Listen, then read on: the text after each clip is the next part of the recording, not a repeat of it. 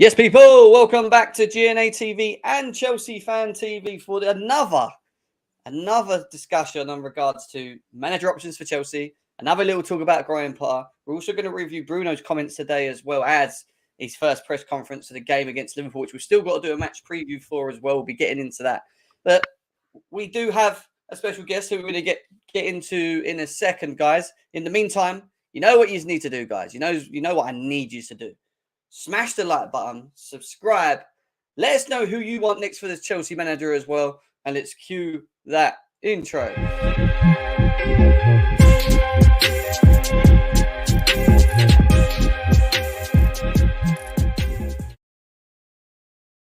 Yes, people, welcome back to GNA TV and Chelsea Fan TV for another show for you guys. Yes, we were on it last night. The news, to say the shocking news, but more of like a surprising news, especially for me in the way it happened. Graham Potter getting sacked. We had a big talk over here with over 700 people talking about the decision to make that happen. We're going to continue more on it today, obviously with my friend that hasn't been on here for a little while actually, so it was nice to get him on what we'd probably say good circumstances. Piers, I mean, how you doing, mate? Firstly. Yeah, it's good to be back on. I think last time we was talking about the January transfer window, maybe. So, yeah, a couple of months have gone, and a lot has changed as usual at Chelsea. A lot has happened. Graham Potter has gone. I'm a little bit surprised it was after the Villa game, to be honest, and not sooner. But he is gone, and I think it's going to be very, very interesting. And also, I guess, a mixture of excitement plus nervousness as we now await the next appointment. There's been a lot of different rumours of when that will be, but I think the club will want someone in before Real Madrid. But I think a game tomorrow as well. It's just crazy. Like Liverpool, it just had to be a big game tomorrow, didn't it? With the circumstances as well. Like it is absolutely mental what's happening at Chelsea right now. And yeah, I mean it's exciting to be fair. Chelsea never let us down. They don't, and it's one of them things. I just feel like with Chelsea, it's always a roller coaster. Like other clubs just kind of go quiet and they only come alive when it's like match day. With Chelsea, I always feel like there's just so much drama around our football club. Like there's always something. If it's not off the pitch, it's on the pitch. It's like I don't know. We just never move quietly. We're always in the headlines. I'd say we're always in the headlines, and headlines in regards to Graham Potter getting sacked, which is where we're going to quickly start first. We are going to talk about options, the potential options. Will it be sooner? Will it be later on in the summer? We're going to talk about the options as well. We're also going to talk about Bruno's first first press conference as well as Chelsea manager. We're going to get into that. Big up to everyone that's in here at the moment as well. Smash the likes, guys. Over 100 of you guys already in here. Big up to Stephen. Big up to Hiking with Martin, Lee Taylor, all of you guys. John, nice to see you as well. Everyone. Literally, I can't go through. So big up to Joey in the house. I haven't seen you in a while, bro, as well. Tank saying Zidane to Chelsea. I think that's definitely one that's off the cards. It's not even been a mention of Zidane to Chelsea. The three that I've sort of picked up more, and obviously one that's picked up more is obviously Nagelsmann, who we're going to talk about. There's always Luis Enrique, Pochettino as well. Spalletti was mentioned today as well, which is another one. But let's just stick to Graham Potter for a second, Piers, because the decision to bite the bullet as the owners of Chelsea Football Club, and I'm talking about Todd Bowley and Igbali, and actually having to sack the guy that they originally sacked for originally sacked on Thomas Tuchel to appoint him on that. And when you think about it, like in one season, we've lost two managers. I don't think any club has ever lost two managers in one season. And now we could potentially have a third manager in one season, which I think is just crazy in itself. I mean, what were your thoughts on the news around it yesterday? Was it more of a shock for you? And what were your overall feelings when you heard the news? It was a little bit of shock in terms of the timing. I think what was the shock was that a lot of sources were saying he was going to get the Liverpool game at least. He was never like fully safe. He was under extreme pressure, but it just felt like obviously he didn't get sacked straight after the game. He didn't get sacked, early on into Sunday, and then Chelsea released it at Sunday 8:00. So I think there's various rumours about when it actually was decided, but yeah, I just think it was a bit of a shock the timing. I didn't expect it honestly. I expected him to get the Liverpool game, and then if he lost, probably sacked because then you had Wolves and Real Madrid. So yeah, I thought the new manager would take charge for the Wolves match, which he still may do. But yeah, I was a little bit shocked. Yeah, I think for me, I said it yesterday as well. I was shocked in how I thought he would have got Liverpool to be honest. The fact that we were told mixed messages. We read some articles that said the decision was made on the back of the Villa game, and then we were being told that it wasn't that it was sort of agreed that he will take the Liverpool game, and then it was early yesterday afternoon that the decision then swung back round, and that's why it's kind of shocked that maybe everyone and players and whatever. We were told that Lawrence Stewart and Paul Winstanley are two individuals that have been pushing the whole idea of maybe potential and Vivell to a degree on maybe getting rid of Potter and looking at maybe a new manager as well. How did from what you heard? How did it all occur, and in what way? From what you understand, was it the fact that you felt that the ball done it straight around the back of Aston Villa, or was it more because we've got sort of two sort of conflicted stories in and around this? So, what were your thoughts on that? Well, I posted an article probably about a month ago now. I was told at the time that some players were disinterested in the team meetings that were Yeah. being held before matches. So I thought that was quite interesting. And then after Aston Villa, I got a message. I think it was like 12, 20 past midnight, I think it was, saying that Vivell had been pushing the sacking of Graham Potter after the Aston Villa game. Mm. Vivell, Igbali, Bowley, Stewart, I believe, and Winstanley were all watching the game, even though a lot of people thought they weren't. So I think that was significant that they could see again the fan boos and the reaction and the team performance, which, to be honest, wasn't actually as bad as the likes of Southampton at home. We actually did create a lot of chances, but still, you don't lose 2-0 at home to Aston Villa. It just had to end. I think it had to end weeks ago, but they've prolonged it, and it's going to be interesting to see where we go from here. But yeah, I think a lot of the things that are coming out now in terms of like certain players weren't happy and this sort of stuff. I was told this a few weeks ago, so I'm not really surprised, to be honest. It's just looked like not the right fit from the start, is what I would say. I said even in his very very first press conference, not press conference, like interview with the Chelsea app. I sent on a podcast last night.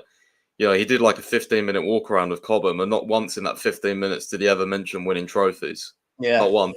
And I was just like, what is this? Like, yeah, so I don't think the fans appreciated him from day one, respected him. And I don't think the players did either. I don't think the players took that step from Tuchel to Potter. I don't think they saw that as even a sideward step. I think they saw that as a backward step.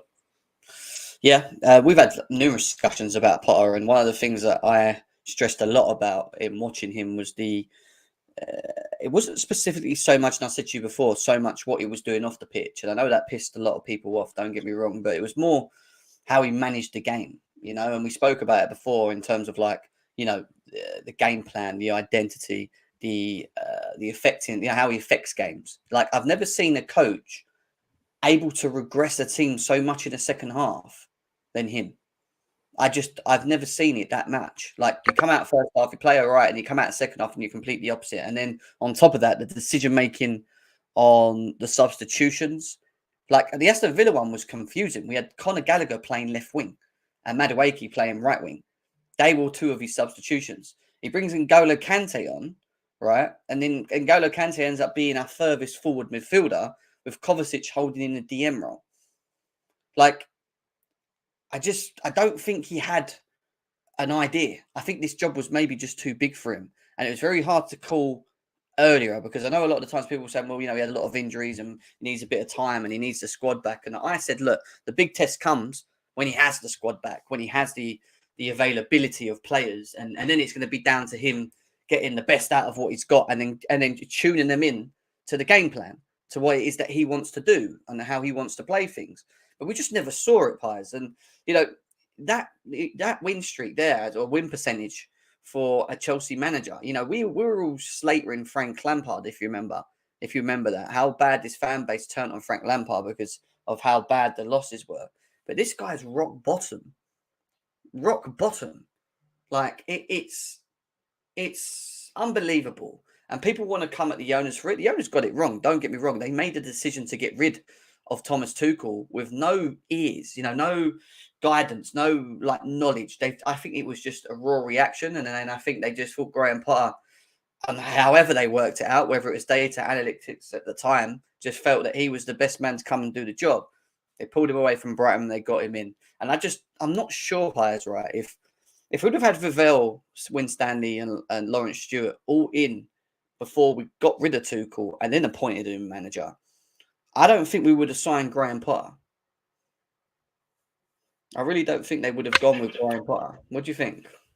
No, I don't think so either. I think it was very much a Bowley and Igbali, led decision to get Graham Potter. I think Igbali even spoke about it on like a conference, like a business conference show, not long after we appointed him. Like he was talking about how we got this guy from Brighton and how he fits into our model and whatever project. So I think they took advice from people at Brighton as well. I think. Yeah. So yeah, it's quite an interesting way Really? to do things. But now we've got a recruitment team. They're definitely going to be. I think it's already been reported that Winstanley and Lawrence Stewart Stewart.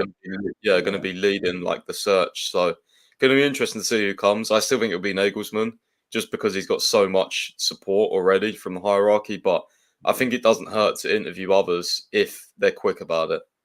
100%. And obviously, we're going to get into more of that in a second in regards to next options. We're going to go through all the options and we're going to break them down and we're going to talk about it as well. But just staying on Potter, there's a couple of stuff that come out today in regards, which I was waiting for, in regards to, previous matches and whatever else. And obviously, we had this one from yourself, guys, which from Richard Romano coming and saying that Chelsea decided to shock the dressing room at the same time. Some players were not very happy at all with Potter.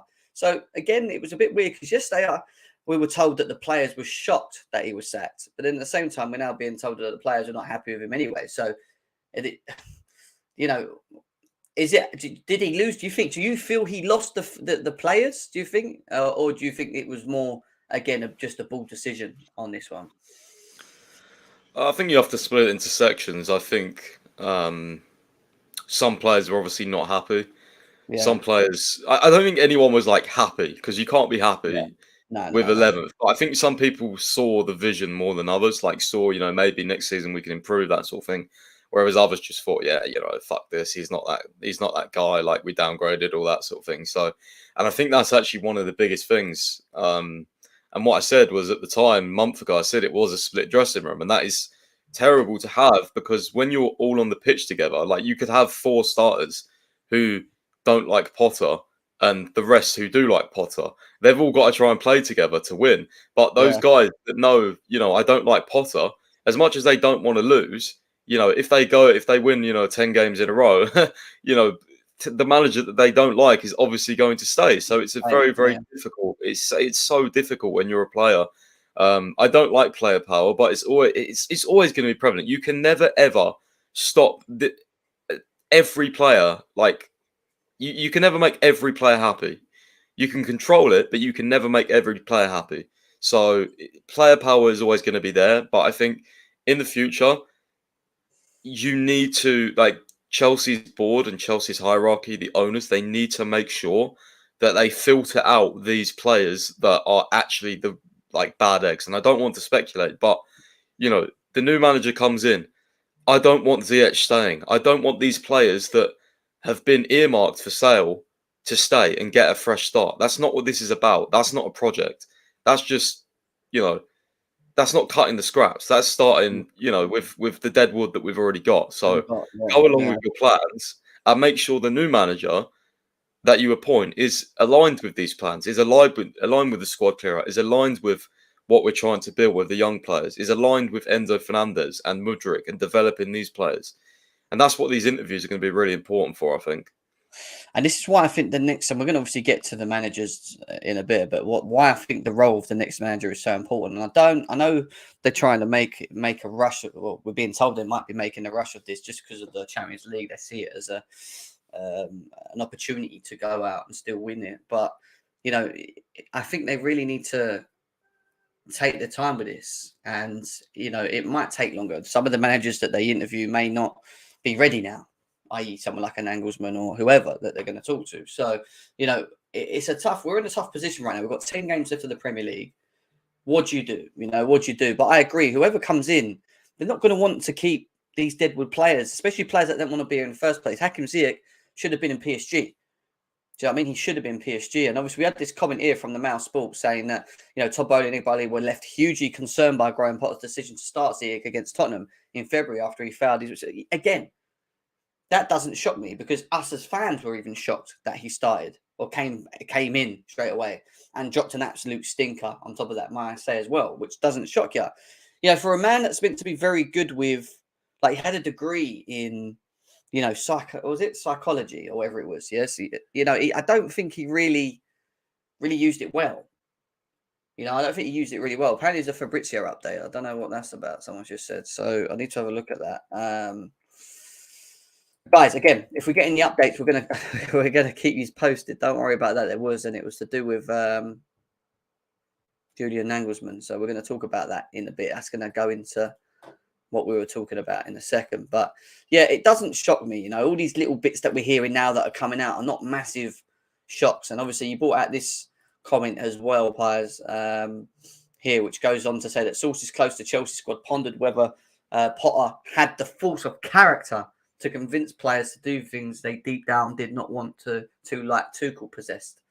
There was an expectation, and it would even have been understood at times if Potter did things in a bid to ruffle a few feathers or pinned a few players up against the dressing room wall when things were not going to plan. Some players felt a stronger personality was needed and someone to be far more firm with them.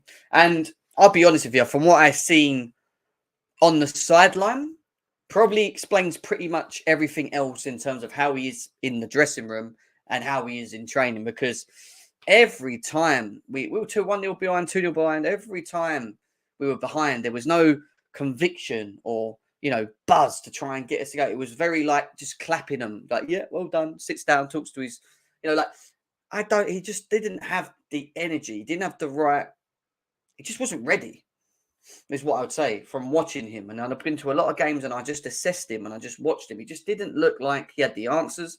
He didn't look like he had, I don't know, he didn't even look like he had the players on the side to a degree sometimes, because he decides to play players out of position. And even in like the Villa game, he left us unbalanced, in my opinion, in that setup.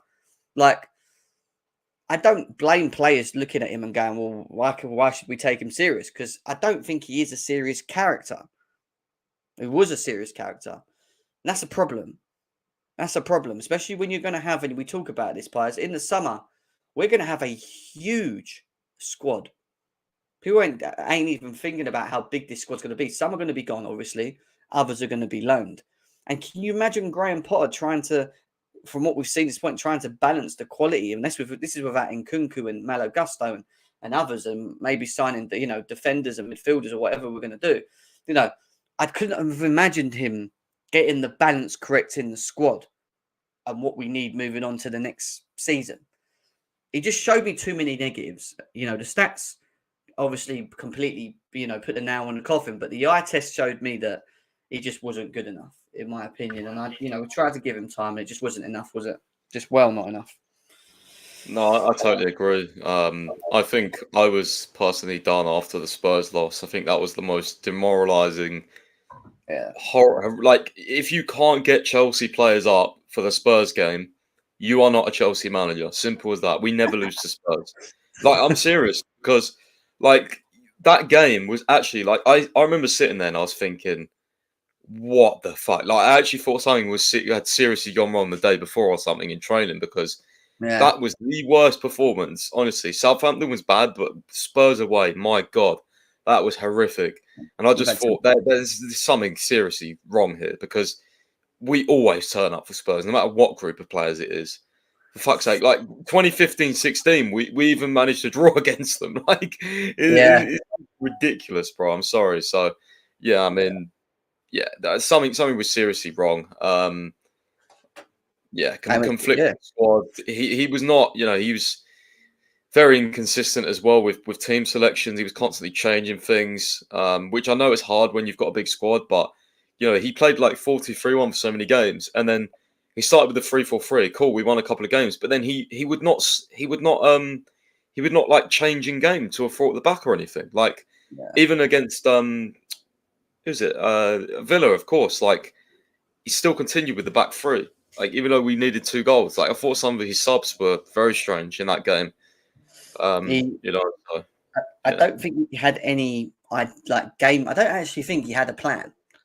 I don't think he actually had a plan. That's what I would say. Guys, over 300 of you in here. Big up every single one of you guys. 19 minutes in. Smash the likes, because I know we haven't got enough likes in here at the moment. So get the likes up, please. Share on your socials as well. Subscribe if you're new as well. We're going to move on in this short second to obviously managerial options. And we're going to obviously break them down and talk about them and whatever else, which we'll get to soon. Big up to Couch Critic as well. And big up to Ashraf as well, and big up every single one of you guys that are in here. It pretty much just adds to what you just said, actually, as well, in regards to substitutions and tactical setups. Because we had this comment here, says down from the stands during Chelsea's draw against Nottingham Forest on New Year's Day. A member of Chelsea's backroom team went to double check with Graham Potter if any part of the tactical setup they had been working on all week had changed. It hadn't. Instead, Potter and his coaches concluded this was a team doing not what they were told, but what they wanted. Does that have any links to maybe what happened with Thomas Tuchel near the end? Do you think we have issues with some of the players here that maybe think that they just can just not follow rules in many ways? I mean, if this is true, and I don't know if it is, then yeah, this is obviously a concern. Yeah, I mean that's not good. I mean, it's either that or they've just been badly coached and they don't understand. Not that they weren't doing what they were told. I mean, yeah. I mean, I know they're not. I remember the Nottingham Forest game. It wasn't a good game, but it's definitely not the worst I've seen. I've definitely seen worse, which is alarming considering we only drew that 1-1. So yeah, it was. I Yeah, don't really it's get a big player power issue. I think still maybe. Even if it is the case of, they were kind of doing what they want and not following rules. I agree with you. There's no way in hell then players go out there to just play that how they want to play. I think clear instructions is an issue, and I don't think they're fully. And I keep saying it. I don't think we ever really had a game plan in the way that we tried to play. I can only really think back to a couple of games where I looked at Graham Potter and I thought, this is decent. And it was the Champions League run when we were at the bottom and we made our way back, in that sort of period. And that was the only time where I thought, actually, you know what, we can see what we're trying to do here in the way that we was playing. But other than that, they just don't seem to have been able to grasp what it is that we're doing. At Aston Villa, we played okay the first half. And yeah, maybe we should have scored with Mudryk and whoever else. Right, we know this. But it just seems like they just fizzle out. And that's what worries me a little bit. Worried me with Graham Potter. They fizzle out and there's no real energy behind them to get them to go again. It's just we fizzle out and we just die off. And it just it was just not making sense how they were playing.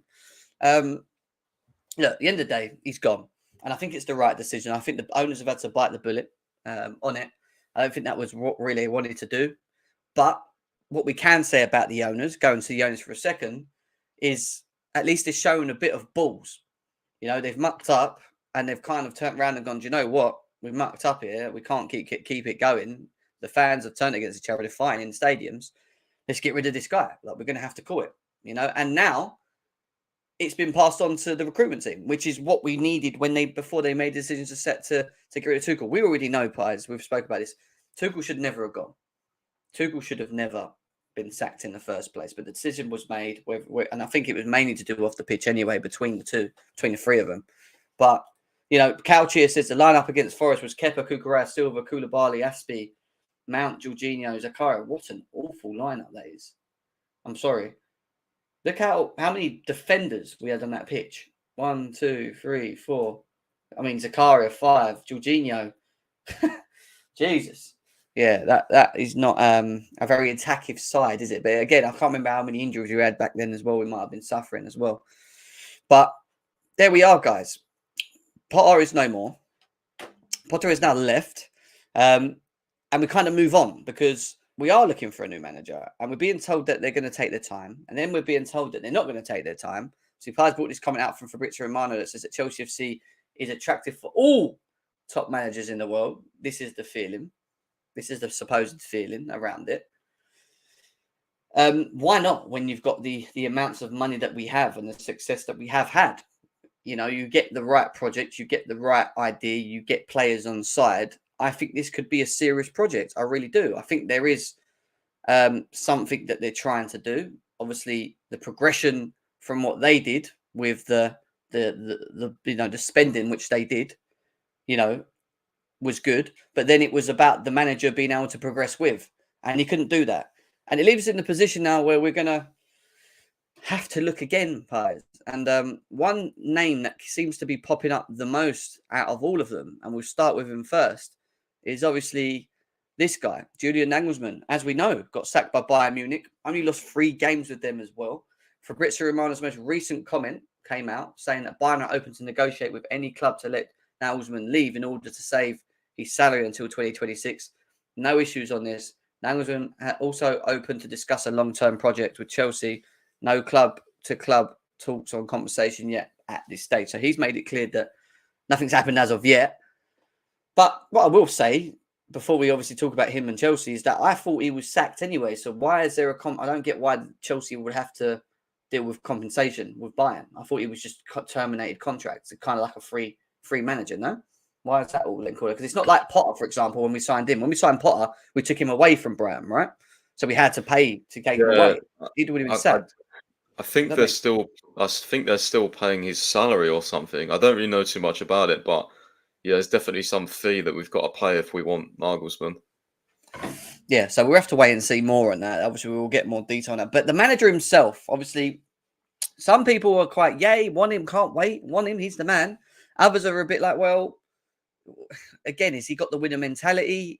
What has he got to show? Yeah, he's won a couple of trophies here and there. I mean, what's your thoughts on Nagelsmann to Chelsea? I would like him, to be honest. I think he's probably my preferred candidate at this stage. I think he's very tactically flexible. I think he's got a really good mentality. I think what he's done in his, I'd say short career, but for only 35, he's managed 7 seasons. So he definitely is experienced in the Champions League. He got Leipzig to the semi-final, which is very impressive. He won, I think, all 8 games so far in the Champions League with Bayern, so very impressive. And I think that I know, apparently they were supposedly having a bad season, but they were only like 1 point or something off Dortmund. Yeah. So, I mean, Bayern have crazy standards. So, he would know what to expect from Chelsea. He knows, he will know, because being at Bayern, you have the similar sort of standards and fan expectations. So, yeah, I think he would be a good fit as well into our project. He's worked with a lot of young players at Leipzig. And developed them as well, Nkunku, Konate, Upamecano, others. So yeah, he's definitely got experience in what we need. And I think it would be interesting. I think it would be an interesting appointment. I think he's definitely tactically better than Graham Potter. I think he's a better manager. And I'd be interested to see how his methods translate into the Premier League. Whether that be in terms of, like, one of the only concerns I have really is that I don't know if, because being in the Bundesliga, you don't face too many deep blocks. It's quite an open league. So yeah, I've been interested to see how his tactics translate in terms of breaking down deep blocks. But I think he's just a very sort of savvy, smart manager. Yeah, I like his charisma as well. I think that's a big thing when we need to look at this next appointment is, can this guy get the fans back in? And I think he could. I think he's someone that has he got winning shows mentality? Has he got a winning mentality? I mean, I know he's had a great. I think so, bro. I think, not stereotyping, but German managers are just, they're built different. So you only have to watch the game against PSG of him on the touchline, bro. He was going absolutely insane. So I think he's got that drive to win for sure. In terms of the type of manager he is on the pitch, how he likes to set up. Now, we've been, we could have a quick actual look, actually. We're going to do a quick, and this is how we're going to do things today. We're going to quickly assess him and his manager profile. We're going to do that with the other 2 as well. And then we're going to move over to his most favoured system. And then we're going to try and work out whether we feel it's a suit for us. Where I think it is a suit is obviously he's got the Red Bull model, and that's something I think we're looking to follow through. I think Vavell will push it. I think most of the recruitment side will push it. I don't think Todd Bowley and Egbali will know much about him. Don't get me wrong.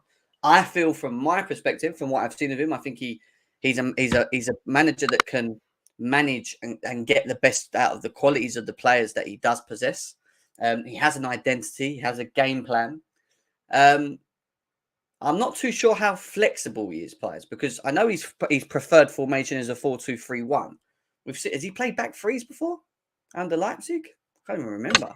Yeah, 3-4-3. Played a bit of 3-4-3 at Bayern. Okay. So yeah, he does play three at the backs, but also four at the back. It's not really too similar to what Potter was doing here in terms of 4-2-3-1 and 3-4-3.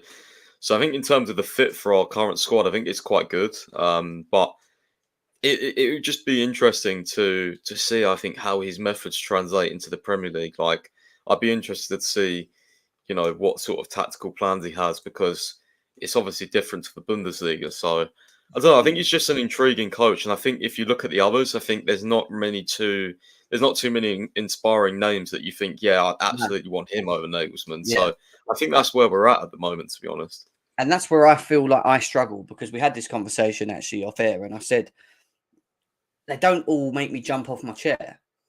And it's not because like they're not good managers, they are, but I just still feel that there's an unknown with every single one of them, in my opinion. And like with him, I think he fits the model. I think he fits the idea of what we want to do moving forward. I think he'll have a game plan identity. I think we'll play good football under him as well. I think he'll drill that. I do think he has a bit of passion about him. And the Ed, we've seen him. He also has a very interesting dressing style as well. I've seen on Twitter. He likes to dress quite differently as well. He's only young, 35 years old. To what we're trying to do in the project and moving forward, I think I can see why we would try and push for him. Does he give us that winning mentality, killing edge, and will he allow us to compete with the Cities and Liverpools? Depends. I think it still depends on what we do in the windows as well, because even though we've got quality, I think he also will probably still want to maybe add a name or two or a couple to, as most managers will do when moving forward. Can he handle a big group of players? There's another big question. Would he be able to handle a big squad and utilize the squad? Obviously, he's not going to be able to keep them all happy, but it's a possibility. Obviously, his record in the Bundesliga, or should we say 22-23, was quite impressive. He played 37 games, won 27, drawn 7, only lost 3 games. He got a maximum of 88 points, man, out of them games as well. You could scroll down. You could see a little bit of history there as well in regards to how long he'd managed in terms of matches and when he was appointed. Obviously, he was at Hoffenheim, which is where he got noticed, and then moved to Leipzig, and then made the jump to Bayern Munich, as we know as well. I thought it might give me a little bit more than that in terms of some other bits I was thinking of, but it doesn't. I wonder if it can give me. I mean, yeah, that was it. In terms of like trophies, what has he won? Well, you've got here the 3 trophies that he's won. Are they? What? I don't even know what they are. One of them's a Pokal, isn't it? I'm assuming German Cup. German Super League Super Cup winner. I don't know what that is. It doesn't even come up. He won the Bundesliga, didn't he? I think in his first season. He won that's it. He won the under-90s Bundesliga. He won the under-90s Bundesliga champions, and he won here the German. He was a German champion as well. Is what we've got here. Yeah.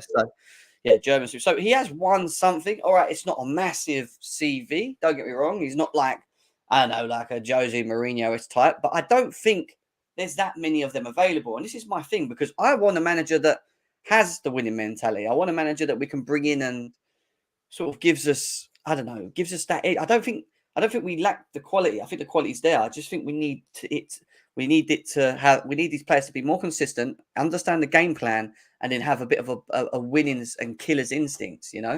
That's what I think we need, because we just don't seem to. I don't think we have that right now. And obviously, what I've done is I've kind of just made something up quickly. All right, just in regards to, and we're sticking on with Nagelsmann at the moment. All right, as well, is that obviously he's favoured a 4-2-3-1. So let's just say, I don't know, Sterling I don't really know how Havertz fits in the 4-2-3-1, to be honest. Let's put I don't know. Let's just say Mudryk, for example, in there. So you look at that. Obviously, he's managed with Nkunku before anyway. The only thing that worries me with the back four players is that I don't think we have a sitter. And I assume we will do that in the summer anyway. But if he's going to come over and he's going to want to implement the back four, from what we've seen of the back four at Chelsea, I think it's a bit of an issue because I don't think we're ready for it. And I think we do look better in the back three. Now, I'm not saying he won't set us up in the back three because he may do, but we know that his preferred formation is a four at the back. And with the offensive players we have, we should really have more offensive players on the pitch to be more effective. And I think he'll push that. Obviously, we might get a striker, which means, Nkunku might drop into here or whatever. If Felix may not be here or whatever, fine. But on paper, with this squad that we have, the quality we have, and him as a manager going into the domestic league, do you feel that we can go on and compete next year, or do you think it's more of like a Champions League sort of challenge with Nagelsmann? I think first and foremost, we need to get back into the Champions League next season. To be honest with you, that's the main priority. There's a lot of competition now in the Premier League, but we need to get back into that. That'll be my main priority, and also, hopefully win a trophy of some sort next season. I still hope we can get Europa League football and maybe perhaps win that. But yeah, it definitely would be interesting if it's Nagelsmann, because the comments is right there. He does like to have a proper striker. And it'd be interesting because I've also heard that he doesn't really like pure wingers as such. So it's going to be interesting to see what that means for the likes of development of Mudryk and stuff. But again, this is why I say the interview stage is going to be so important, because they're obviously going to ask him about all these players we've signed, and he's going to have to give his opinion on them essentially. And whoever fits in best with the development of these players is probably going to get the job, because let's face it, as much as they want to win trophies, we can't win trophies without developing these players and making them to a high level. The reason why we got these investments like Mudryk, like other players, is because we want to develop them into superstars. So yeah, we're lucky that Enzo has adapted very quickly, but Enzo can still get even better. He's only 21, so whoever fits that sort of, I hate to use the word long-term project, but whoever fits that sort of, whoever sort of fits best, I think with what the owners want is going to get the job. And I think Nagelsmann could be a strong candidate, but we'll have to see, because I don't know, man. I still have a little feeling Enrique might get the job just based off his experience and stuff. But I think Nagelsmann's probably the favourite. Yes, for now. And things can change very, very quickly, as we already know. Just looking at, and we're going to come up to, we'll come out of that. Obviously, it's been interesting to know you guys in the chat's thoughts and feelings as well. Who is it that you feel, who is it you feel that you would like to see at Chelsea Football Club as well? A lot of people say Mourinho. Someone said Conte. Other people were saying some randoms. Obviously, we had a comment just come out now, actually, that basically just said that Spalletti won't happen. The Eintracht Frankfurt manager also won't take the job, is what we've been told. I don't even know why he's linked to us. I didn't even know he was even in the equation. I think some people just throwing them out there. Some people mentioning Zidane as well. Again, we've just not been linked to Zidane, have we, players? It's not at this point where we can be like, yeah, Zidane, because I don't think he's even in the talks, is he, for like the managers that we would look at. No, Zidane, there's no way he would accept that job. There's no way he would be in Europa League football. Like, that guy is an icon of the game. He's rejected Premier League jobs as well before, I think. So, I think maybe perhaps he's waiting for that France job, or maybe Real Madrid come calling again when Carlo leaves. So, yeah, I don't think Zidane's even a candidate for us. He's not been mentioned once yet by any journalist whatsoever. Let's move on to another one. Now, maybe the one that has more of a winning mentality. There's one thing's at Barcelona, semi-successful at Spain. All right, he did a weird thing, but done okay in the Euros. They got to the semi-finals. I think they did. Spain, okay at Roma. Now, some people again would look at him and go, "Yeah, he's the best fit in terms of style of play, how he likes to play the game." We'd get good football watching him. Others are saying, well, we're not too sure. Is it, from what we've seen of Enrique up to this point, is it enough to really fully commit to it? Is he the right man, really? Does he have a plan B in what he does? Or is it just going to be very more like the Sarri type ball? Before I go, I'll go to players this. What's your thoughts on Enrique to Chelsea? Obviously, I know you feel quite, I'd say confident, but you feel that it might possibly be Luis Enrique. Give me your thoughts on him as an option. I like his experience. I know he's not had, the best of times in terms of the clubs he's managed, but beyond Barca that is obviously. But I do like him. I just think what you said actually in our chat earlier in terms of like plan B, is he too stuck to his ways? He's very possession based football. 100 passes before you shoot type thing. So I don't know how well that would go down with the fan base, to be honest. But I think he's someone that would demand respect from the players from day one, even more than Nagelsmann. Enrique is still a huge name, and he wants to come to the Premier League, so I think he'd be extremely motivated. But he's not my top option, I would say. I also don't like the fact that he would probably sign a load of Spanish players, and we've not had good luck with them, to be honest. Yeah, that's the other thing as well. Some people say 9 trophies in 3 seasons. Enrique. How many of those are at Barca? Yeah, has numbers at Barca. Then he was poor at Roma. Is what I would say. He was poor. He had a good spell at Roma, as I'd say. He wasn't poor. This is the thing, and this is the problem, isn't it? Because there's not anyone that screams out, yes. Like, you look at Nagelsmann and he fits the model. But then you look at Enrique and you're like, well, he's actually got a good CV. I don't know. I know we know he wants Premier League as well. Now, in terms of him as a manager, obviously his most favoured formation is, as what we're being told on Transfer Market, is a 4-3-3, attacking 4-3-3. Now, from what we've seen of him, he doesn't like really playing with a number 9. He's not massive on strikers, and we know Chelsea are a team looking maybe at the potentials of a striker, and we'll go over to that in a second. But when you look at obviously his career as a manager for Spain, played what he only managed 7 games with 4 wins, 2 losses, 1 draw, 14 points. Fine, it's not much to really look at from there. But obviously, most of his success was in Barcelona. Obviously, Roma back in 11-12, 41 matches to play. He managed over there. And then you go to the top and you look at what he's won, and you've got here the world's best club coach in that one season. He also won the Champions League. He's also won the FIFA Club World Cup winners as well with Barcelona, Spanish champions, and UEFA Super Cup champions. And I think there's even more to that. There you go. That gives you a bit of an idea. And again, when you look at that list of success, it is all Barcelona. There's not one trophy elsewhere. It's just at one team, a team that had a Messi in its prime. And I'm not saying you talk down to it, but I don't know. I'm semi unsure when it comes to him.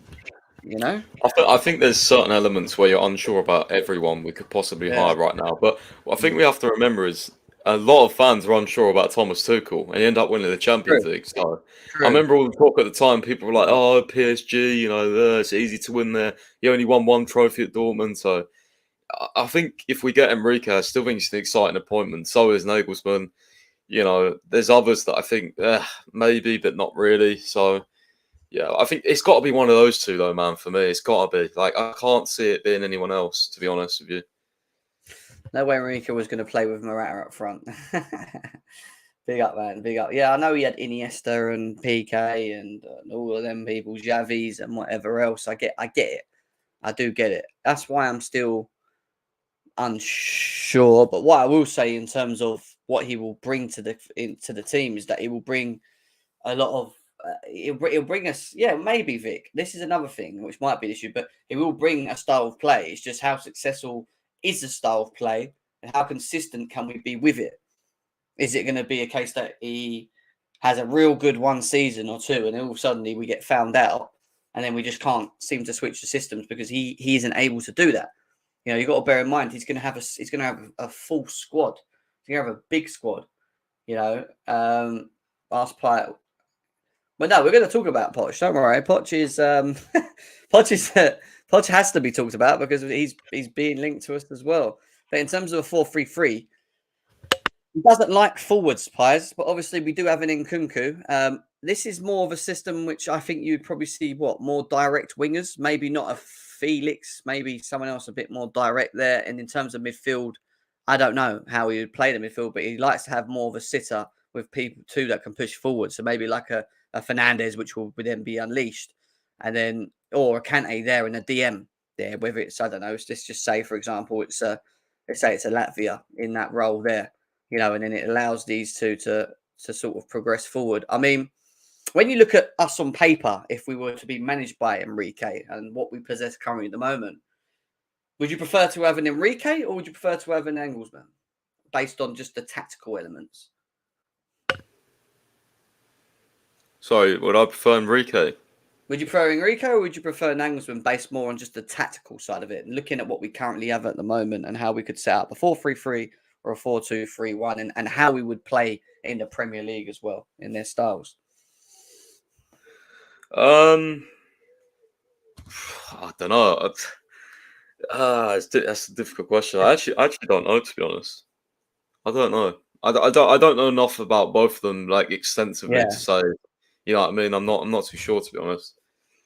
Yeah, it's probably, to be honest, hard to judge at this point because, again, I think what most of us could all say is that we don't know enough when it comes to both of them. But, you know, at the end of the day, and we're going to go to it in a second, actually, from what we're being told via Simon Phillips is that one of the managers will be appointed, i.e. prior to the Madrid game. I've been told the club want the right man in for Madrid. Best source, not sure if he'll report, though, as fully against the grain. Obviously, Nagelsmann is heating up. Obviously, we spoke about Luis Enrique and his success. The other one that seems to be popping up quite a lot is a manager that some fans want. I'll say some fans actually do want. Others are not so sure on, and it's this guy, Pochettino. Fuck that guy, man. Jesus. Well, you'll be shocked. There's a couple of people, mate, I've been speaking on here. They've come on here and said, Monster wants Pochettino. By the way, he wants Pochettino. He's put a video up of why he wants Pochettino. Don, who comes on my panel here, has stressed why he wants Pochettino. He's given reasons, which I could probably actually share to you and see what you think. But they're literally forgetting the whole thing about the Chelsea fan base, bro. Have these guys been to games, man? They don't understand what it means to the Chelsea supporters inside the ground to have a connection with the manager. Why if Pochettino came, it would be literally toxic from day one. It would be like Benitez all over again. It'd be worse than Sarri. Like, you can have your reasons. I don't think he's like a bad coach, and maybe he does fit our project in terms of young players. But there is no way that it would be such a pointless appointment. There's no way the fans would accept that nonsense. There's no way that would be such a backward step. Like, honestly, in terms of just why though, and I want to know more though. Why? Because the fans might actually lose it. The fans might actually lose it with Bowley and think he hasn't got the best interests because he doesn't. If they hire Poch, it means that the owners and all the people that they've hired know nothing about Chelsea's history. That's what they're telling us, basically. Poch is miles clear of Nagelsmann, is what Don's saying. Yeah, he looks like it at PSG, to be fair. And this is the thing, right? And I've tried to. I've spoken to Poch wanters, shall I say? And I've said to him the same thing. PSG, he had all the talent in the world, and he didn't even win a title with them. But then they try and drag Tuchel in it and say, "Well, guy's a bottler, man. He's such a loser. Why would you want Poch? Like, this guy's a loser." Well, you just know he'd be such a little puppet as well to the board. I can't stand him, honestly. I I absolutely have no idea why people would want this guy at our So club. I'll tell you why. This is the reasons I've been told. One, he's got Premier League experience, so he just comes straight back in and apparently Fantastic. That's such a great point. Secondly, What? he coaches the best out of the qualities of players that ain't ready yet. And has won what? Well, barring Harry Kane and maybe Dele Alli, that's really the only two players that I can think of that are actually able to do that. But that's another reason. They just feel that we're not ready yet to be looking at the top. So they feel like what we should do is go out and find a manager like Poch who can get us playing well and bring the best out of these players. That's what Nagelsmann would do. And have a connection with the fans, in my opinion. I just can't. I can't accept Fraudicino. I've said this for a long time. Like, I just... No one will accept it. Trust me. I will find it very hard to be happy with the ball. Like what Pius said, find it very hard to be happy with the ball. I find it very hard to even give this... I don't think, like you said, I don't even think he will be given a good opportunity, and that's the problem. I don't know, man. Other than Tottenham, and they go, well, look at what he did at Tottenham. And then he won the league. He got the Champions League final, lost to Liverpool. Like, look what he did in that time. You know, he done really well. But, like, yeah, all right, fine. He managed to manage certain players at Tottenham that made them better. Don't get me wrong. And they did have good parts of the season. But there's no doubting that he does not have, and I keep telling people this, he does not have the winning mentality. He doesn't. You can't tell me that he has the winning mentality as a manager when he goes to PSG and in their first season of losing it to Lille, which they did, in their first season, they lose the trophy with Mbappe, Neymar and Messi in the team, is with him. And then he gets sacked on the back of it. Like, and then you all of a sudden, oh, well, Tuchel, if you take away his domestic trophies, the three, they're pretty similar, but everyone bigs up Tuchel. Why are they bigging up Tuchel and comparing him to Poch? I've never heard so much nonsense in my life. Some people think Poch and Tuchel are on the same page. I'm not joking, Pies. Some people think they do. Oh my God. They said if you take away his trophies, apparently if you discredit his trophies, that he done in the French league, because the French league back then was nothing. What has Tuchel won, which is much different from? And look at that's what they said. That's what they said. It's not worth having these people on your channel, bro. They don't know football. But I agree with you. But we have to look into it. Obviously, big up to Lewis in the chat as well. He's decided to pop in and raid for a bit. Over 400 people in the building as well. Shout out to you guys. I find it hard to talk about him, and we can look at him as a manager because we've done it with the others as well, and it's worth maybe speaking on. But he was at PSG for 84 games before he got sacked, and he was at Tottenham for 293 before that. Oh, that was it. I forgot. Don't forget his time at Southampton, Pies. Remember his time at Southampton? How good he was and how he brought all them players through, like what's his name? Wanyama and them lot and co. It was all Poch. That's why we need him. I don't care about any of this though, because he will never build a connection with the fans, and ultimately that's the most important thing, because whatever the fans think projects onto the pitch and projects onto the players. So yeah, it's an irrelevant discussion in my opinion. He could have won the Champions League twice. I still wouldn't want him at Chelsea. He could have won the Champions League twice. Yeah, I mean, he had a chance with Tottenham, which was probably the worst Champions League final I've ever seen in my life. Liverpool versus Tottenham, the most boring final I've ever seen. All right, he flopped with PSG on the Champions League, but most managers do. But the least you think you can do in the French league is win the title. You should be winning the title, and he didn't even do that. And people were really saying that Poch is being underlooked. Poch is being like this, is that. Tactically, he's perfect for Chelsea. That's what we're being told. Maybe you're right. I'm not saying he's absolutely a shocking manager. He's not. But he's not what we want moving forward. He's not going to give us that. I don't think he closes the gap. I don't think he closes the gap to the top. I said as a joke the other day, I said he's the Argentinian Brendan Rodgers. Like, Brendan Rodgers was given a lot of time at Liverpool, as well. And look how that went as well. Ben has been exposed. What's Ben Jacobs done? What kind of odds are populating there, Jem? What he's talking about, guys, in the chat? Oh, I've said this to Don so many times. Don just loves the idea. And when you look at the formation that he likes playing, well, it is, again, the same as Luis Enrique. He likes a 4-3-3. So you've got three managers that we're interested in, whose preferred systems are 4-3-3s and a 4-2-3-1. The only thing that Nagelsmann has maybe that the other two don't is he has the flexibility in his system because he has played three at the backs before. So, it's looking like it could be Nagelsmann. Pi seems to think it might be Luis Enrique. Still, that could still happen. Don't get me wrong. I agree. But there's also talks around Spalletti. Pies. Spalletti. I don't think so. And I mean, whoever brought out that comment this morning about Spalletti as being an option, I don't think so. But also there's the Jose Mourinho call. I mean, do you really want to see Jose back at Chelsea? No, come on. Like, do people understand what type of squad we have, bro? It's like full of players that are like 18 to 26. Like, Jose would just, no, it's not the right fit at all for us. Nowhere near the right fit. So the issue we have here, Pies, and this is what I'm trying to get at, is that when you look at the options that are available to us at this moment in time, and obviously it seems like we're going to try and make a decision sooner rather than later. Do you think it's a bit of a problem? Just because it's very limited.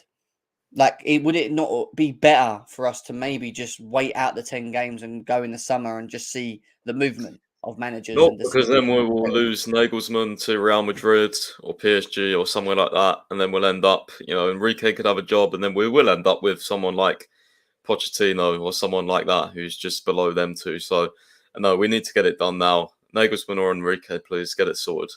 Ancelotti? Nope, not for me. Think he's past it. I know he's done well at Real Madrid, but personally, I think he's past it. I mean, Everton, he didn't do a very good job there, in my opinion. Surprised he even went there. No, I don't think he's the right fit for us either. I think that's one that's gone past it. And also, he's going to be the Brazil head coach, isn't he? So, and that's not true, by the way, because Real Madrid have literally been linked with Nagelsmann. So in the last few days, so that's not true at all.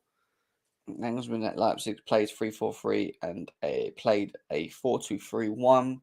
Nagelsmann immediately. Ancelotti got Everton to 7th. He is elite. In my opinion, he is elite. I agree. I think Ancelotti is a great manager. I'm just not sure if he's the right option now as well. I don't know. I'm just so not sold on any. I know we've got to make a decision, but I'm just so not sold on all of them. But at the same time, it's like Tuchel, because when Tuchel came to Chelsea, I sat down and I said to myself again, I don't know what to expect. And, he went and won a Champions League and we ended up liking him and falling in love with him. And, he ended up getting sacked. So I don't know is the answer to that. You wait to the summer and you maybe wait and see if, a couple of other elite managers come available. I don't think so. I don't think Pep's going anywhere. I don't think Pep would come to Chelsea anyway. To be honest, people were mentioning Pep. Jose Mourinho, yeah, he has the winning mentality, but it's the style of football. Do we want to really go down that route with the players we have? Yes, we would get a lot more. Would be a lot more tight and we'd be a lot more organised, I think, and we'd win games. Maybe not with the greatest of football, in my opinion. A lot of people saying Ancelotti. Ancelotti's the GOAT. I don't know, AJ. That's the problem. I don't think he's a very good fit for what we're building right now. Personally, I think the fit is the most important thing in terms of how we want to build the squad. I don't know.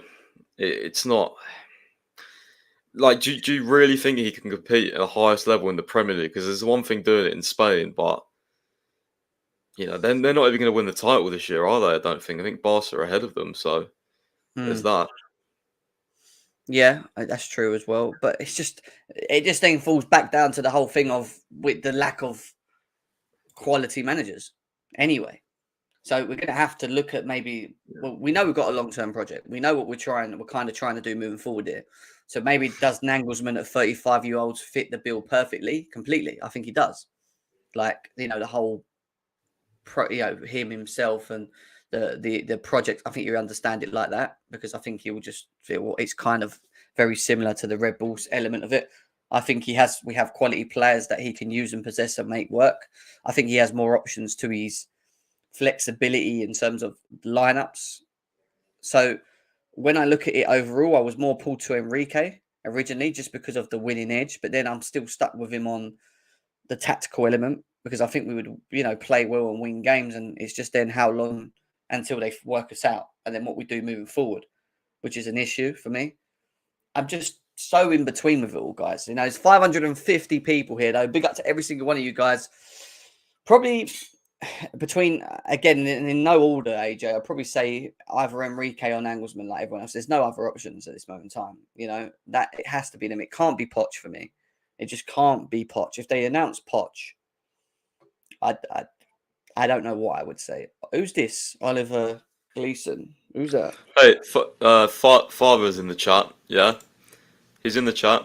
Ask him what he would think about Poch at the ground. What do you think would happen, bro? Can you tell these guys in the comments, please, what would happen if Poch came to Chelsea? Can you please, help them understand? Thank you. What, do you think the going fans would not like Poch? I think it would be more... They would absolutely hate him, mate. And I've seen it firsthand. They would absolutely hate him.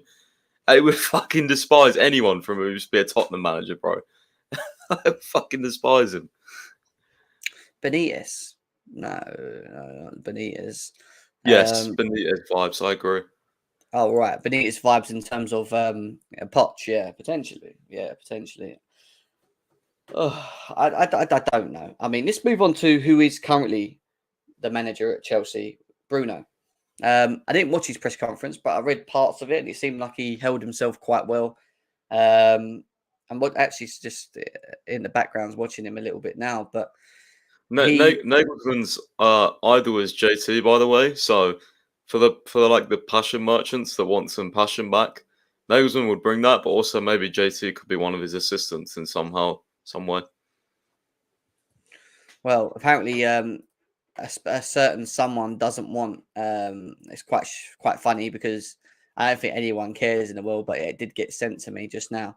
Someone doesn't want Nagelsmann.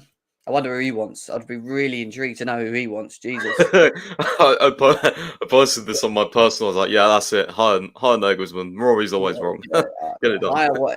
Just hire the opposite of what he, says no to. That's all I'm going to say. No, hire the opposite. So yeah, literally, just sign Nagelsmann. Do you know what I mean? Like, that's what I'm going to say. Chelsea should see that video and be calling him right now.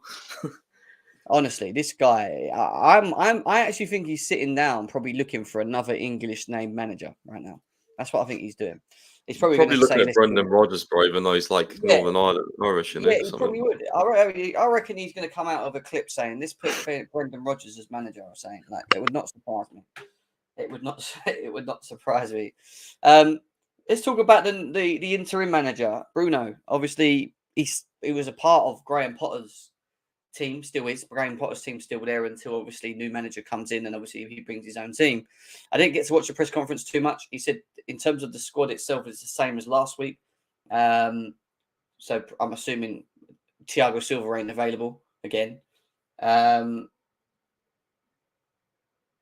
What do you think, mate? I mean, obviously, again, is this a thing of where he's only going to be here for a game or two and he's going to go? Obviously, he spoke about Potter and the players and said that they were all quite shocked with it all. And it's not all logged in their head still and whatever. But, he's got a big game tomorrow, isn't he? He's got a big game tomorrow against Liverpool and he's got to lead us out there. Like, what is it? Like, is he going to set us up differently? I don't really know what to expect with this guy, guys. That's what I'm saying. What do we expect with Bruno tomorrow? Mate, I have absolutely no idea, honestly. I don't know what's going to happen. I think if I had to predict something, I think he'll probably stick to pretty much the same team, same formation. But I think he will maybe change a couple of players because he did say in his press conference that he thought we played pretty well. So even though we lost, which I do agree with, to be fair, I thought we did play pretty well going forward, but the defense was just shocking.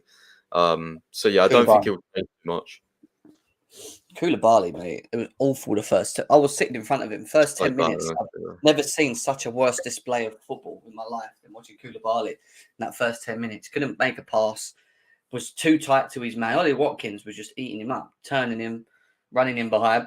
I'm just surprised Badiashile didn't start, to be honest. I thought they would have used him because he's a bit more physical, but who knows? Sean, big up to you. He says that You know what, Rory probably wants Southgate, is what he's saying. Big up to you, bro. Big up to you. I don't know what to expect, and I don't really know how we're going to line up. But what we can do quickly, guys, and I am going to do a preview tomorrow with the panel. Not today, but tomorrow we'll do another preview potentially for the Liverpool game. But we'll quickly go through what we think will be the lineup, how we should line up against Liverpool. They're not in any real great form themselves, players. Really, let's be serious. Obviously, on the back of losing to Man City, I think they got Arsenal after us as well, if I'm right in saying. In terms of changes, I know we're not too sure in terms of how he's going to set up. But do you think he will go? Do you think he will switch to a back four, or do you think he will still stick to a back three with what we currently have at the moment and how we have been playing? For tomorrow? Yeah. I think back three still, bro. I don't think it will change much, to be honest with you.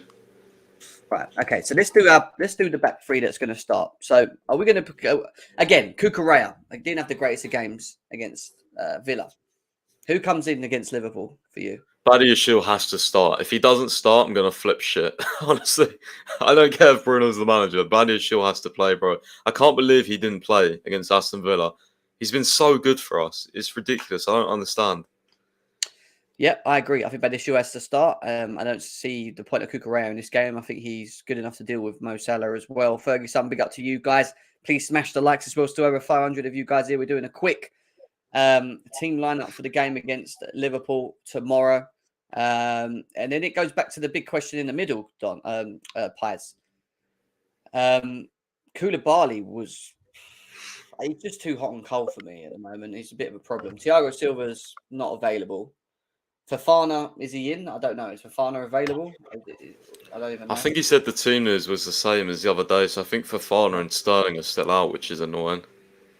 What are we going to do at the back here, bro? Because Trevor Chalobah didn't get played, and that really annoyed me against Villa. Yeah, I would probably play Koulibaly and Chalobah just because I think you need Reece James at right wing back for this game. So we're going to be forced into no choice here of playing Koulibaly, but I agree. I think Chalobah has to play.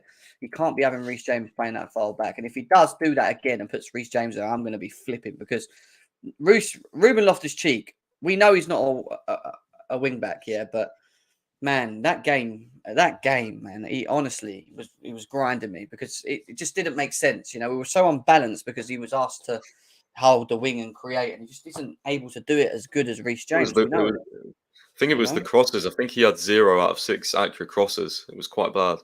Bro, he just takes so many touches in the box. We've laid it off to him. We'd get it in the middle. We'd lay it off to him and expect it first time. It will go 1, 2, 3. By the time he crosses it, everyone's like back defending. Like, you can't do anything. So I'm just so frustrated with him. Ben Chilwell has to start. I'm not even going to even answer that question because I think he has to play. You know,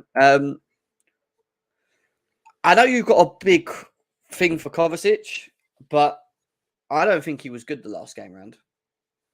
I think he struggled, bro, with Enzo. But I also thought Enzo struggled as well. But I just think as much as I like seeing Enzo and Kova, and it has worked, I just don't know whether Enzo and Kova is the way forward for Liverpool. But say that Liverpool's midfield's shit anyway, so maybe Enzo and Kova will be fine. So my question to you is, who's your two in the middle for this game? Bearing in mind Kante is available as well.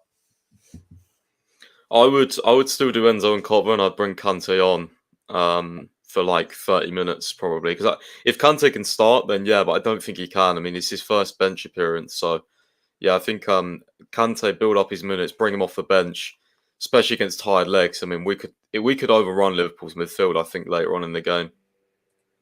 Yeah, I think. Well, if you look at Kante, he played 60 minutes behind closed doors. He played another 20 odd minutes against Villa.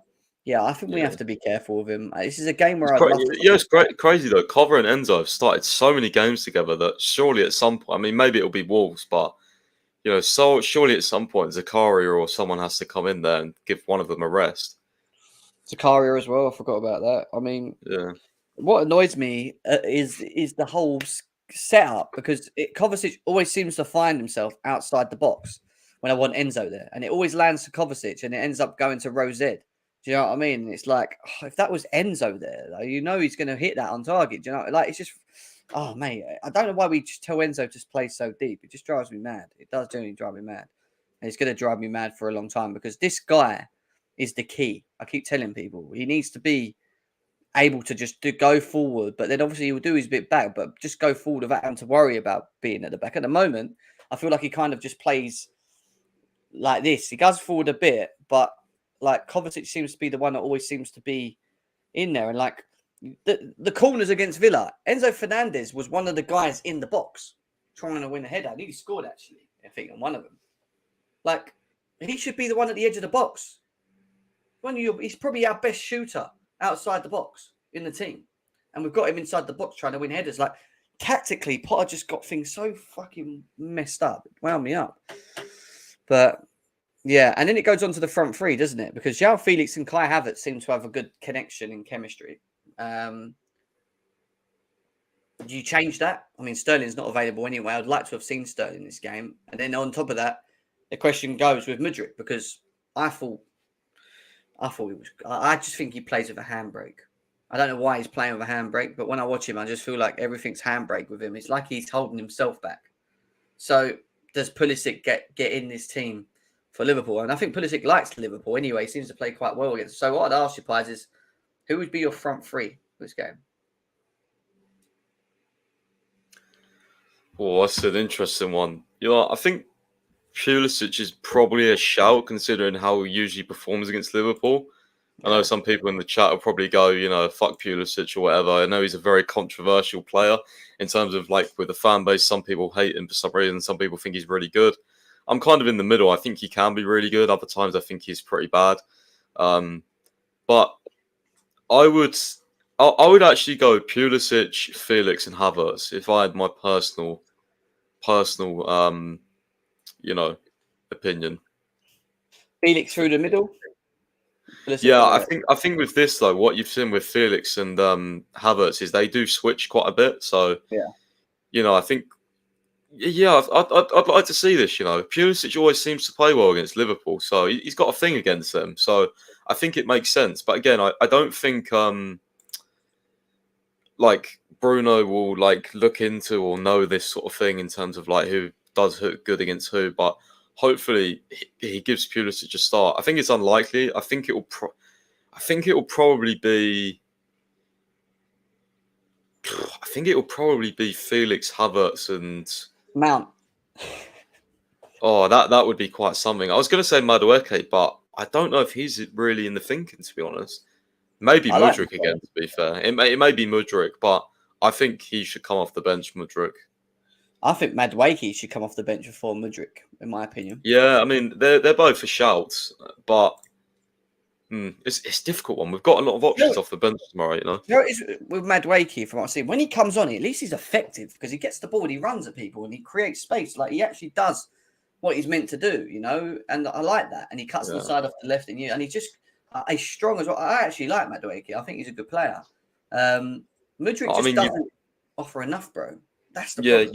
You've got obviously the argument that Mudryk against their high line could be good, but again, when he got played in last game, I mean, what did he do? It was 1-on-1, loads of space. So. Mate, this guy's got, and I know, I can see this guy's got the ability, but I don't know what's going on with him, man. I don't know whether now Potter's gone. I'd like to see his I am really interested, right, to see whoever plays and whoever comes on, how they play since Potter's been sacked. It's going to tell me a lot. Because I can't work out with why Mudryk was playing on such a handbrake so much, man. Like, it was just, I didn't get, like, he wasn't playing to his strengths. Get the ball, dribble. Like, he can dribble for fun. This boy is so quick. And then on top of that, like you said, he's so quick in behind. You ain't catching him once he's through. Like, he just doesn't play to his strengths, Pulisic, Havertz, Felix is for me. I would go with Pulisic, Havertz, Felix to start with. I'd play 3-4-3, and I'd probably, that would be my team. Barring maybe Kante, if he was actually like, yeah, I'm ready, let's go. But I don't know. I think we have a problem with output at the moment. I think we know that. I don't think we have finishers in the team, whether it's João Felix or Havertz or Pulisic. They can score a goal, but they're just not clinical enough. Pulisic can put it in the back of the net, actually, on his odd days. Felix, I don't know with Felix. I like Felix. I do like Felix. Don't get me wrong. I think he offers a lot in transition with the ball. He drops deep and he has the ability to turn players and run with it and then start us off. I think that's important. I'm just not sure with Felix and his outputs. That's my only thing with Felix. I just don't think he does enough. But then at the same time, what player does? I mean, Havertz has been playing better of recent, but then even against Aston Villa, he kind of fizzed out. And I think, again, that all fell to balance and width and creativity and actually crossing the ball in the box, because we just couldn't cross in that game. It was fucking ridiculous. Yeah, I think that you have to go with that. That's what we're going to have to do. We're just going to have to hope. We're just going to have to hope that that's enough to beat him, and go from there. Him trying to convince himself. He's like, I've never hated Felix. People think I hate Felix when I talk about him, but this is the thing with Felix. Like, we're going to spend 80 million on this guy. And people were telling me that he does more than what Havertz, Pulisic, Ziyech and all that do, which is outputs, which means he actually puts the ball in the back of the net and he actually creates. But he doesn't do that. He's more of someone that is good with the ball and then builds, like he's got that. He does all of that like Eden bit where he picks the ball up deep, he runs with it, he links up play, he gets in the box, it lands to him and bang, straight at the goalie or side netting. Like, he just needs to improve his end product. Am I being harsh on him, players, when I talk about Felix? I just feel like he could be a little bit better in front of goal, in my opinion. Yeah, I agree, to be fair. I think he should, score some more chances. But I think in terms of like who's naturally a better player out of, Havertz, Pulisic, Felix, I think Felix is definitely, above those. I think in terms of natural talent and ability, like, I think he's definitely a better player, but the others might get more output. But I think Felix is also like a luxury player. He's someone that, you sprinkle in with other top players. And I think that's what's exciting about next season, because and when the other players develop, like Mudryk and stuff, when you have, hopefully when we have Felix in and around those guys, they're just gonna, mix really well and flourish. That's the hope of it all. And I mean, the Aston Villa game, like, he didn't score, but I'll constantly say it's not even the Aston Villa game, but whenever we have a chance, he's always the one who starts the move somehow. He's always involved somehow. And he finishes it as well. It is a culture. He starts and finishes it. Like, he done an amazing second half run, right? He passes it into Havertz. Him and Havertz have got good chemistry, by the way. I'm not going to joke. Them two really link up well throughout the game. They've got some sort of, like, they understand him, which is good to see. But, like, he got the ball inside the box. So he got the 1-2 with Havertz, isn't it? And he kind of like a good example. When Hazard scored that goal where against Newcastle, I don't know if you remember, where he picks the ball up and he 1-2s it with Etu, and Etu does that back heel flick and it goes through to him, and then Hazard side foots it against Newcastle. I think he scored a hat trick that day, Hazard, right? That composure in that last bit of the moment is the difference for me, because he can do. I'm not saying he's Hazard, don't get me wrong, but he does that type of thing where he gets himself into that position, but then he just completely fuffles it. Like, he punted it at the goalie rather than actually thinking place, corner, and that's like the difference when I watch Felix. Like, sometimes I feel like that he misses that, and I think we're going to need output next season. It can't just be in Nkunku, on his own scoring double digits. If he does, if he does, obviously, but we need players that are going to contribute around him, But we'll see. Tomorrow's going to be interesting. I'm looking forward to the game. I'll ask you the quick question, Piers, of score prediction before we finish off on this one. Are we going to take another L? Or do you feel we've got a good chance to go and win this? Or is it going to just be another boring draw? Because we seem to draw against Liverpool all the time. Yeah, I think it will be a draw or we'll lose, to be honest, if I had a prediction. It's a weird one because I don't know how the players are going to react to this. Like, they may just be so shocked that it's just like a really shitty game and they're just concentrating on the next manager type thing and their head's in another, space. So I hope that's not the case, but I think it could quite clearly be the case. But then there's also the possibility that they're like, fuck this. If we beat Liverpool, like, let's show the next manager what we can do, that type of thing. So I think, I mean, I'd say like 30% of me thinks we're going to go and actually batter them.